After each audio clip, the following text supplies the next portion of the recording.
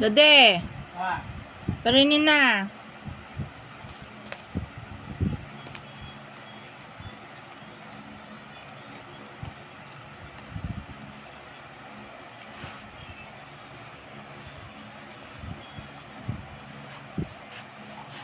Oh. 1, 2, 3, 4, 5. Oh.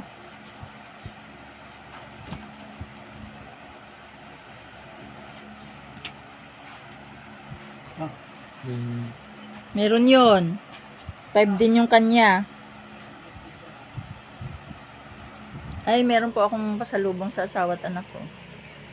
Yan po. Puzet. Ayan, galing sa... Ano nga yung pala nun? 7-Eleven ka anak yan. Kinain na nila yung tig-isa sila notin.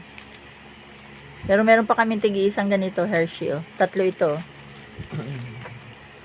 3 yung Hershey, 3 yung banotin. Kaso mo tig-isa na sila, kinain na nila kanina yung kanila. Good evening, bye! Yun po ay allowance po namin para sa aming ulam hanggang November. Love you all, bye!